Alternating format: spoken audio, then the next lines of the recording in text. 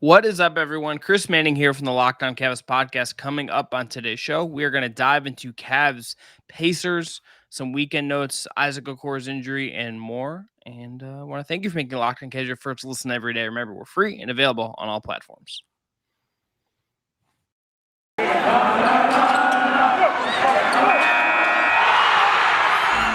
You are Locked On Cavs, your daily Cleveland Cavaliers podcast. Part of the Locked On Podcast Network, your team every day.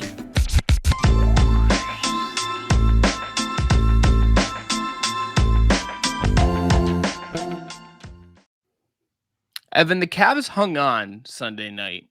Obviously, no Darius Garland, no Ricky Rubio, obviously. Rajon Rondo is not yet officially Cleveland Cavalier, although Kevin Love did mention him in his post-game interview with Andre Knott. But they won. They survived very poor free throw shooting night, 6 of 12 in the fourth quarter. Isaac Okoro returned in this game. Evan Mobley was really good. Evan, I kind of just feel like we should start, though, with the fact that I think it's just notable that they won this game. We're able to just pick this up. Start with the fact that All-Star started early in Cleveland. Penn State's own Bill DiFilippo was in the press box tonight, and he told me verbatim, he said, "This team's fun. I don't know you have a bad time watching them." Thank you. That's all I need. Bill is one of our most popular guests. If he gives them 2 thumbs up after seeing him in person, I mean, I think the Lamar Stevens presser helped, but yeah, it was a game for sure. It was definitely tough. I think Kevin Love said it really well. The Cavs looked like they were emotionally hungover after that Rubio injury. Yeah, that's a big blow to them for sure. I think losing Isaac early in the game as well is a big blow to them too. Thankfully, he's listed as questionable. JB had no update post came on him. We'll talk about that in a little bit, of course, but this is an ugly game overall. It got kind of dicey towards the end because the Pacers just kept hitting threes to close out the game. The Cavs are just trying to end it. And I mean, I had fun watching it. There were some moments that really popped for me. We will preface again, this is COVID ball still. The Pacers are missing a lot of key players because of health and safety protocols. The Cavs are still missing a pretty key player due to health and safety protocols. So we can't really take too much stock from this game overall, but it's a win. A win's a win. I think they're still in 5th place in the Eastern Conference as of recording this, but I could be wrong. And just kind of keep watching this as we keep going. Yeah, I think this game comes down to 2 things for me. Number one, execution without their guards is just lacking. I think with Darius Garland will solve a lot of problems. I think obviously losing Rubio is going to be an adjustment. I think we can just say, go back to our Rondo episode and we'll obviously evaluate that as we get in 5-10 games and benchmarks there. But like, that's not going to be a 1-for-1 Rubio replacement. What that's going to be is sort of a placeholder. And like, you're just seeing there's diminishing returns, I think, on both ends of the floor with Pangos. Brandon Goodwin has come in and I think provided some energy and played interesting. We'll talk about him too, but not quite. It's not the same level of play. And I think they also just they obviously left points in the motor. This was a game that could have been put away a little bit more early than it was. It took until that last free throw with 6 seconds to go, I believe, that Goodwin hit to kind of really ice this game.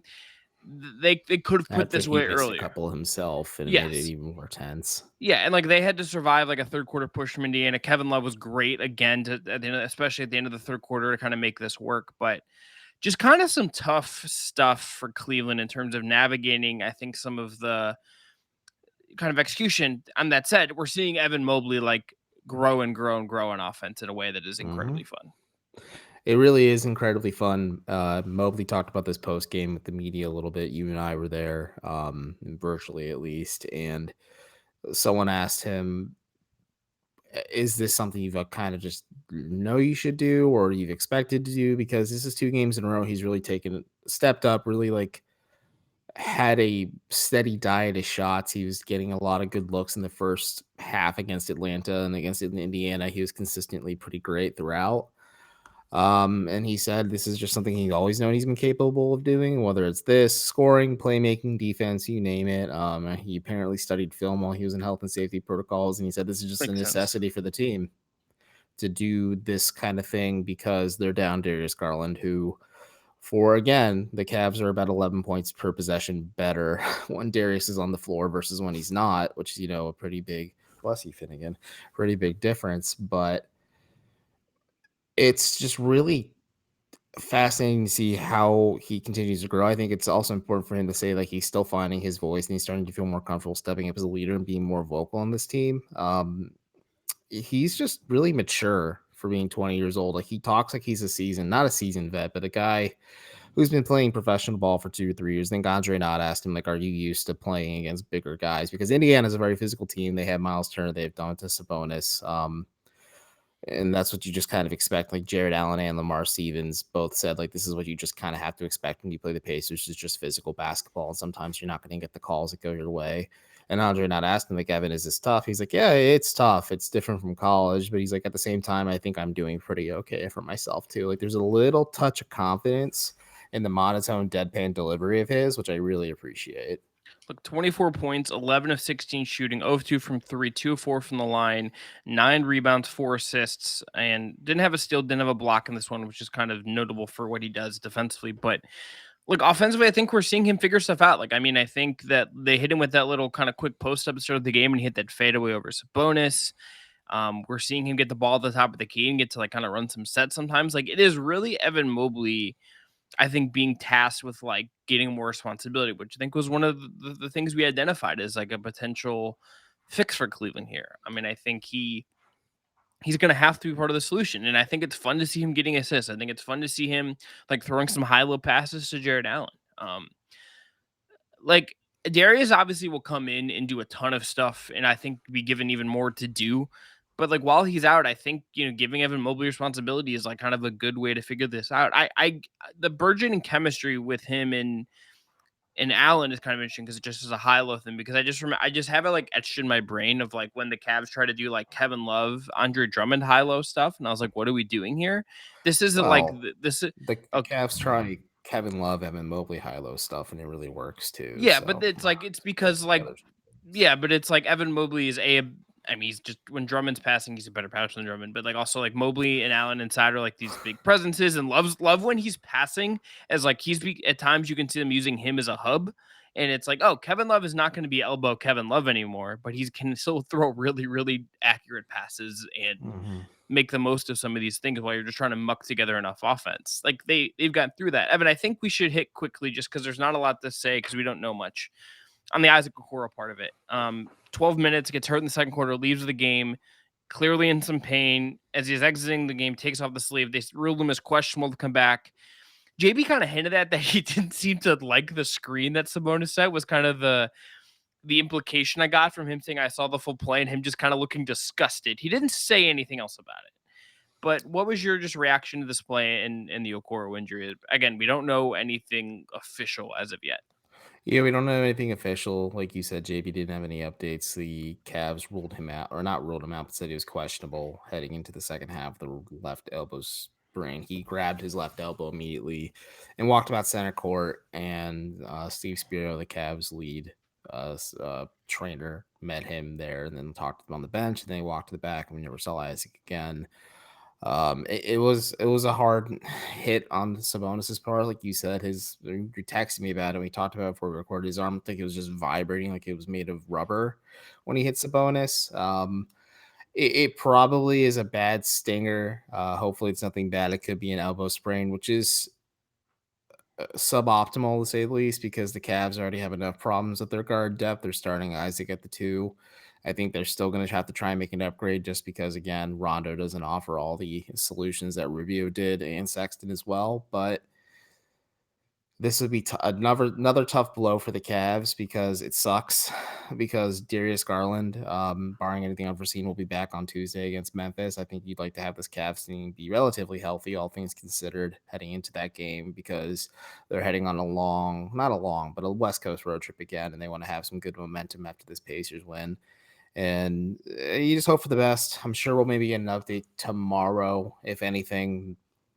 The injury report will be posted tomorrow evening, and I'll update. Everyone else will update around that time too.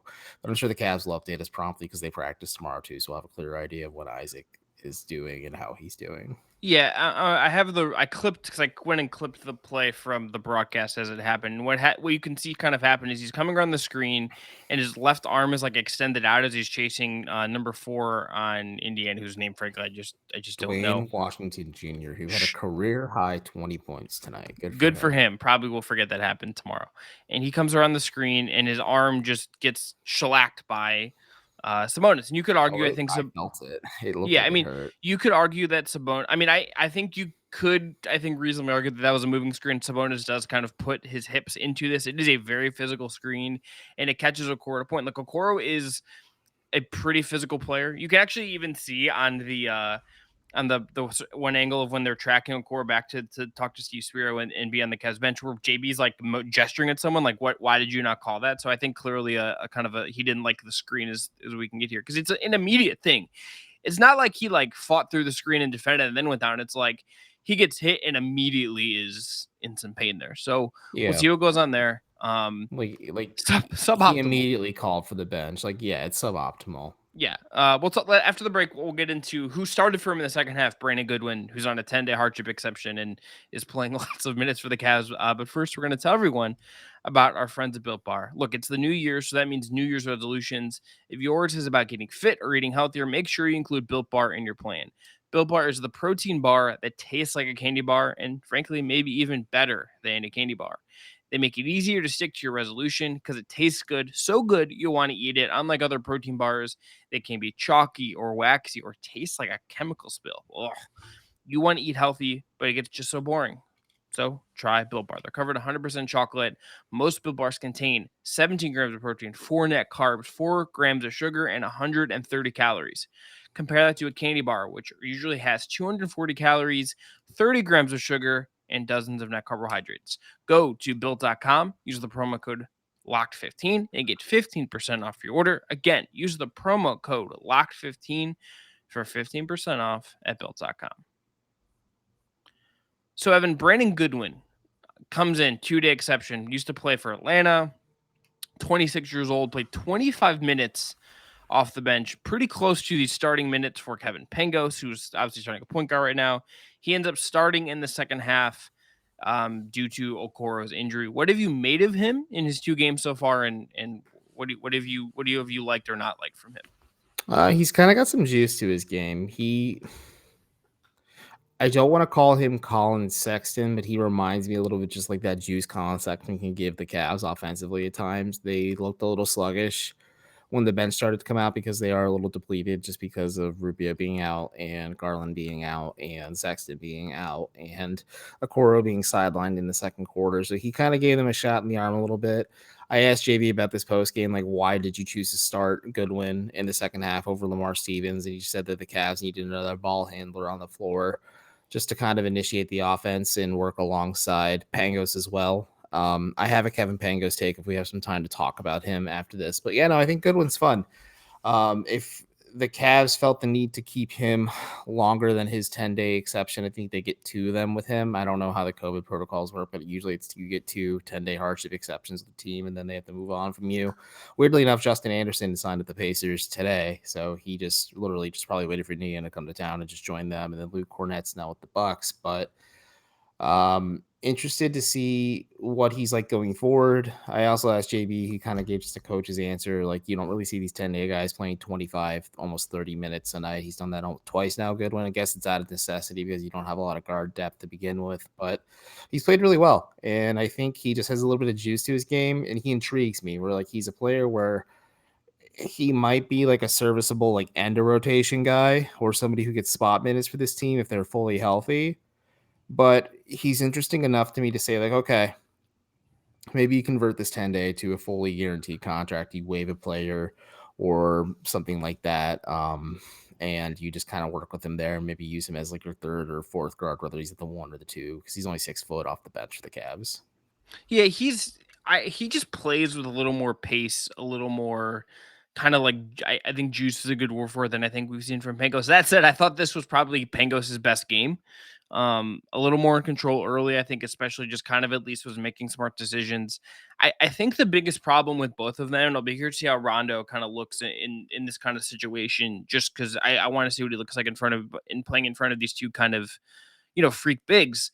Um, I think they both just have like the issue of being so small on defense, because I think one of the underrated parts of this Cavs defensive improvement this year is just that I think Darius Garland has been much better on defense. I think it is Mm, definitely the best defense he's played as an NBA player. I think he plays like he's bigger than he is. He's like fighting through screens. He's at least like putting in the effort and trying to like make things harder. It obviously doesn't always work. Like Drew Holiday in that one game against the Bucks, like just owned Darius. Like that was a problem in that game. But I think Darius in the whole has been like better on defense. And Rubio, for maybe not being the most athletic guy, plays like he's like a 6'3" guard. He's 6'1", but like he plays like a big physical guard. And like Pangos like can't do that. It was telling earlier that like and I think Goodwin does this too, is like they're not fighting over screens. They're like almost just ducking under. And like they want Indiana to shoot throughs. I think that was part of the game plan here. But they're not even like bothering to try to fight through screens. They're just like, okay, we're gonna like just try to beat you to the point you're trying to get to, and we're gonna like hopefully if you take the three, that's fine.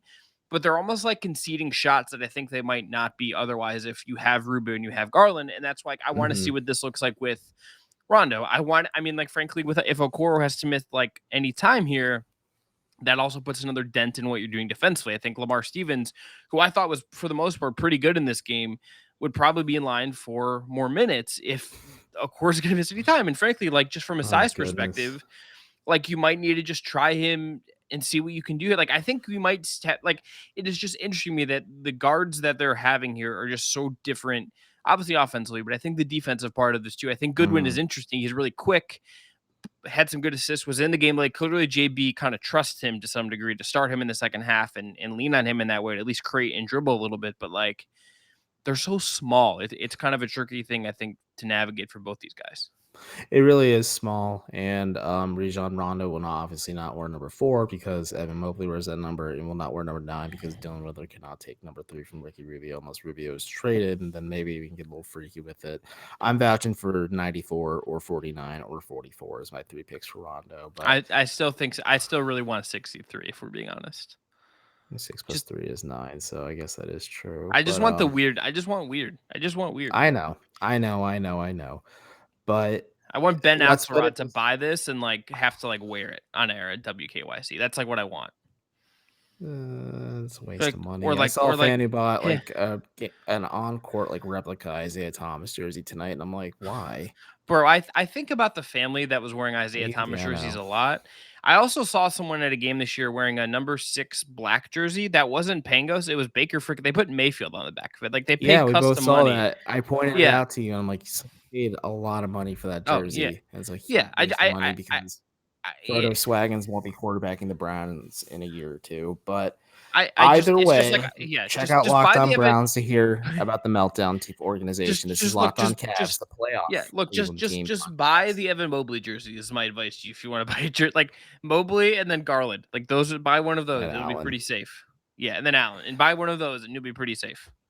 Yes, exactly. To get back on track though here, I just thought for a second, but yeah, 2 things. Barring anything unforeseen, Darius Garland will play Tuesday against Memphis. I don't know if Rondo will play, but he did clear health and safety protocols of the Lakers, which means he is now able to come to Cleveland, take his physical, and finalize the trade with the Cavs. So the Cavs can finally say we've traded Denzel Valentine. Really uncomfy stuff though in the arena tonight because they played a video that featured Sexton, then Rubio, then Valentine back to back on it, and I was just like, oh, 2 guys that are out for the year and a guy who's not even here anymore. This is uncomfortable, but um. I think the Cavs will be doing better. Like you said, it's like an interesting dichotomy and shot profile. Like obviously, Garland will more again, barring anything unforeseen, will be back Tuesday. So the starting 5 if Okoro's out will probably be Garland, Stevens, Markkinen, Mobley, Allen, which is unique and special to say the least. And then I think you bring in Rondo slowly. Kevin Love made a point to shout out Rajon Rondo at the end of the game, saying they need to get him acclimated. And then the real question is, while you're getting Rondo acclimated, do you give your minutes to Brandon Goodwin or do you give your minutes to Kevin Pangos? Because there's going to be like a couple minutes to go around and maybe some spot 2 guard minutes as well when Garland or Stevens aren't playing. Yeah. Then I'm asking you, who you yeah. think gets the minutes?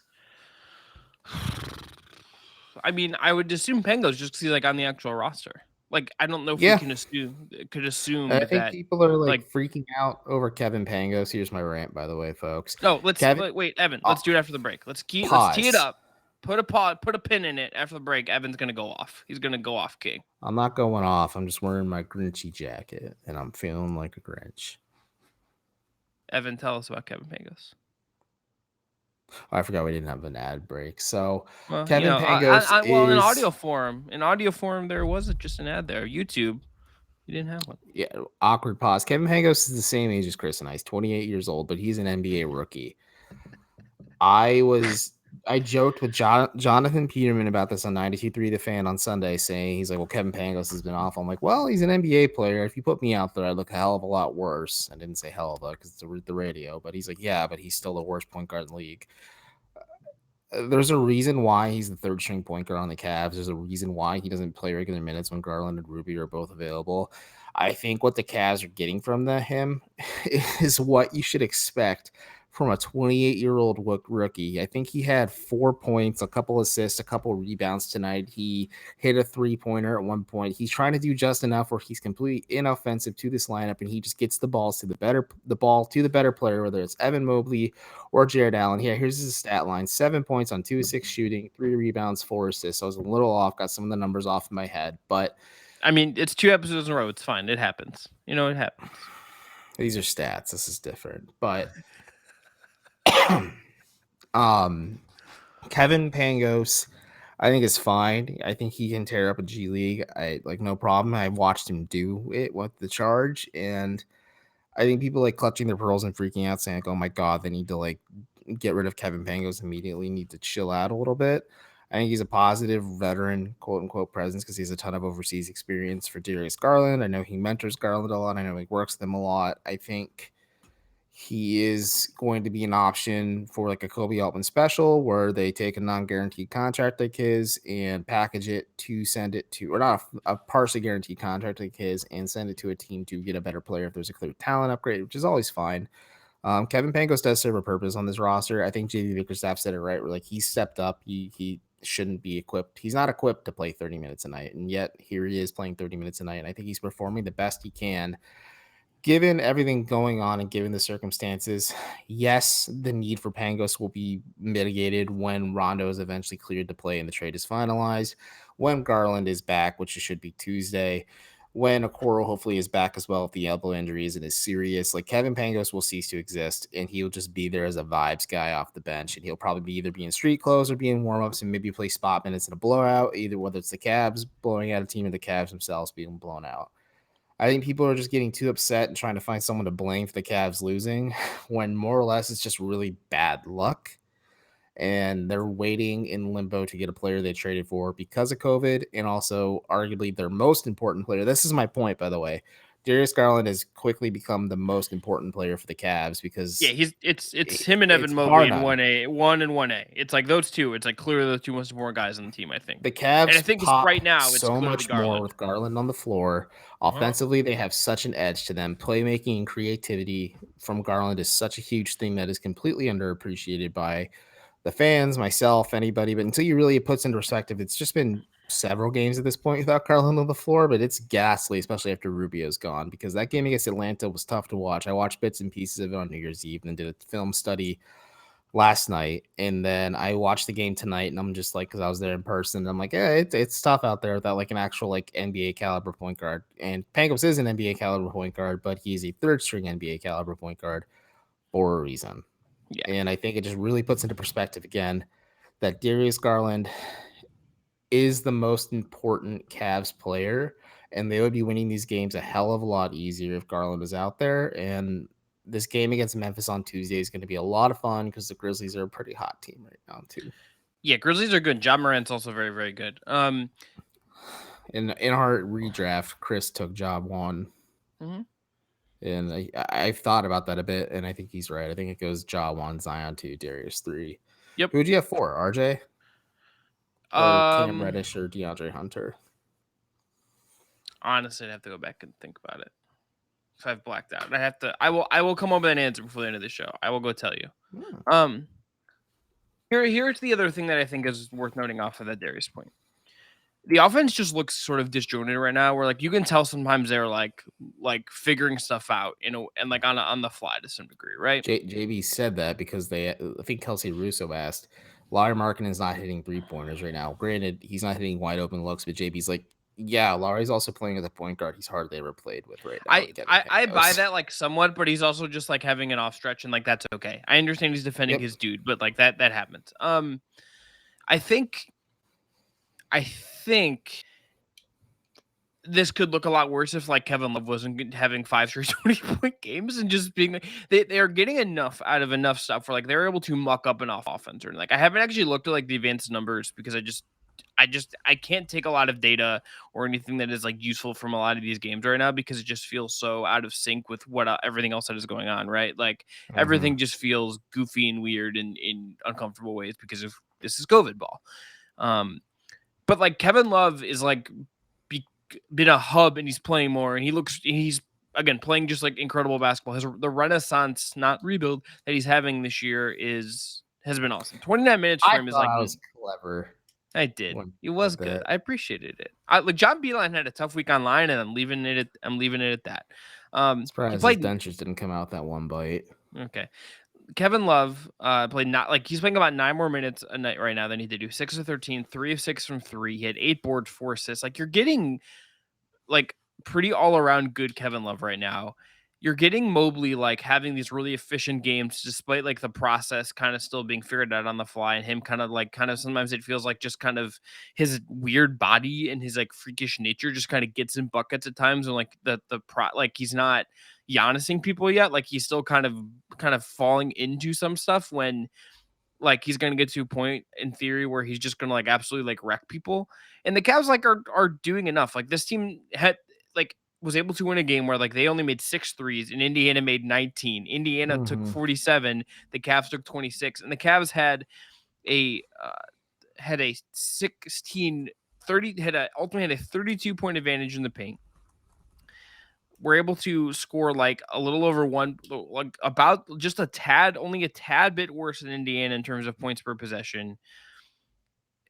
Like, and mitigated like some free throw issues down the stretch to win this game. Like they're not like doing anything particularly, I think, good on offense. They're just doing enough to kind of get by right now. And I think that's going to be like something of the reality. My guesses for the rest of the year, I think just because of the Rubio stuff, because I want to see how the Rondo stuff works. We need to see just kind of how everything kind of grows and adjusting. We'll see if they make any other trades. But just because like there's no Sexton right now, there's no Rubio, and I think like this team is a little thin on like good offensive players. Like I like Lamar Stevens. It's not like a plus offensive player, and he's a much better defender than he is. Like Okoro, who I really has had a good offensive stretch, but he's definitely not like Sabonis was guarding him for much of this game. That tells you a lot about how opposing teams are preparing for Cleveland. I think the rest of the year is going to be something of like a struggle bus on offense. Like they're going to be a little below average and they're going to have to like muck some stuff up. And like the fact that like if they can survive this stretch right now and they're going to go on this big West Coast road trip, which at least one person mentioned post game, and like could be the kind of brutal West Coast road trip we expected to happen earlier in the year. Like there's going to be some struggle here. And I think the offense, if they can like muck up enough nights like this where the defense is really good and they can like maybe Markkinen has a hot stretch and maybe Garland comes back and is able to get going right away. Like that could be enough to kind of get you through some of this. But I would expect the offense to be better than this to some degree. But I also don't think it's going to be good. And I think that is kind of what I would expect the rest of the year, frankly, is an offense that is okay. And it can function if they're healthy, but is not going to be like good. But I want more Evan Mobley, and I think Evan Mobley is probably the X factor in all of this to kind of round this out. Bro, I thought of you when Evan Mobley brought the ball up, and I think he had a pass inside to either Lamar Stevens or Jared Allen. It was just like a really simple play. And like, yeah, I really like that. And I think Lamar realizes the limitations of his game and realizes like Indiana was throwing big men at him. Like they put Miles Turner on him at one point. And he kind of walled Lamar off because they kicked the ball out to him on the perimeter, and Lamar pump faked and Turner didn't bite because he's like, okay, go ahead and shoot it. So then Stevens tried to drive inside. Turner walled him off, and then he threw an easy dump down pass to Jared Allen, and Jared Allen had a really clean dunk because of it. I think, like you said, the Cavs are finding ways to stay in tune with one another and be creative. I think they're just okay, and they're like not pretty right now. I think it's going to get better with Garland on the floor because in terms of spacing, it's going to get better. I think Garland is really going to have to be leaned on heavily. Like you're going to see JV playing him some heavy minutes for the remainder of the I have season. already like a little like, okay, get Darius Garland like a back to tank for like after games right now. Pretty much. Like I was talking to a friend of the show, Martin Rickman, about this. Like Shout if out. Rondo, I'm really jealous shout out, that because I'm in my own fucking COVID protocols. Really you could have bummed about texted it. us, buddy. But we were talking about like I if texted Rondo, I texted them about no, something you else. didn't text me, but Look, I text you 101. Our texts are special. oh, but if like Rondo ends up being a dick, I think it's pretty easy for the Cavs to say like, okay. Again, like I laid this out for in my Write Down Euclid story, Karis LeVert can be pretty much had by the Cavs at this point. It just depends on what they're willing to offer him. Notably, Karis LeVert also did not play in this game because he was in COVID protocols. Yep. As But is Malcolm Brogdon and like the the NBA is weird right now. the NBA is weird and wacky stuff. I'm hoping for some semblance of normalcy for this Cavs team. It's gonna be fun. I'm hoping for this. If you are listening on audio, you're missing out because you're about to see a doozy, and you should subscribe to us on YouTube. But Evan Mobley needs to bring this fit back. Like, I love it. I love the Ray-Bans. I love the black suspenders and the pink tie with the black shirt. Shout out Jimmy Longo for that Photoshop. It's Or for I'm the so yeah. let's put it up one more time. Let's just appreciate it because that is just like the clean poster on Turner right there. Sabonis just pushing him in the butt right there. Like that's good work, Jimmy. Good work. Like round of applause. Jimmy's daughter's at the game tonight too. Adorable photo he posted on Twitter.com. But this Cavs team's fun. To like circle back to what Bill said to me at the end of the game. Like this Cavs team is fun. They don't win in pretty ways, but they find ways to win. The games are entertaining down the stretch. It's not like last season where everybody's miserable and Kevin Love's mentally checked out and he's kind of injured and ready just to be done. Last year was just kind of a weird exception because JB didn't have the opportunity to install his system on both ends of the floor. I think having an actual training camp before COVID threw a wrench to everything again. Yep. Really helps this team a lot. I think this team just having a bunch of dudes who like each other and like being around each other and like really good established chemistry from the top down, like it's a trickle down effect, like the veterans just being positive, whether it's again, cannot believe Kevin Love is a positive veteran, but he's a key piece. Ricky Rubio for what he's done. Just even Kevin Pangos for a little bit. And then there's like guys like Jared Allen, who's technically a veteran, Jetty, who's technically a veteran, Colin, who's technically a veteran-ish. He's one of the more tenured Cavs on the roster, at least. Like this team's fun. They're going to find ways, like Chris said, to muck it up on defense just to keep them in games. And they're going to be just stable and average enough offensively. Maybe I'd say below average is a pretty fair guess. Maybe like 16, 17, like in terms of offensive rating, just overall. Like I think that's like a realistic peak for this Cavs team with just the blows they've taken. And granted, this could all change based on what moves they could possibly make at the deadline too. They could really juice themselves a little bit more. We'll see how the Rondo acquisition works out. People were really upset about my comments about how he's not going to really fix all the problems that Kevin Pangos provides. Because again, Kevin Pangos really isn't the problem here. It's just the fact that Darius Garland really is that important to this Cavs team. But they're fun, man. Like I enjoy myself going to these games. My dad actually called me this morning. He just, it's weird because he's not a big basketball guy, but he's been watching more because I've been doing this full time now. And he just told me like, hey, really proud of you. And he's like, do you get tired of going to these games? And I'm like, no, they're fun. Like I have fun every single time I go. Like I'm a spectator or an observer, as Chris Manning would say. But there are moments where I just go, like I raise my eyebrows and there's like a big player. I was like, oh wow, like you wouldn't get this 2 years ago with John Beilein at the helm or last year when just this team felt miserable at points, especially when the play-in last gasp really fell out of reach. I was in around March last year. So this is their 21st win of the season. They are 5 away from beating the Vegas spread. And I'll admit, I was wrong. I was wrong a lot about a lot of things this team. And I'm excited this year they head next, but it's fun to be covering the playoff team for the Cavs. I'll say that. Yeah. All right. We're going to exit here. If you want a great second listen, May I suggest one of the many great Locked On NBA podcasts out there? Locked On Celtics, Jaylen Brown just dropped 50. Josh Giddey, if you want Locked On Thunder with my guy Rylan Styles, just had Josh Giddey become the youngest player in NBA history, uh, to get a triple-double. And in Miami, Kyle Guy made the Miami Heat graphics. So maybe David Ramil and Wes Goldberg will have something to say about former Cleveland Charge standout, perhaps future Cleveland Charge standout, Kyle Guy. Anyway, that's going to be it for Locked On Cavs. I'm Chris. He's Evan. Be well. We'll be back tomorrow to talk a little more Cavs, perhaps have an update on one Isaac Okoro.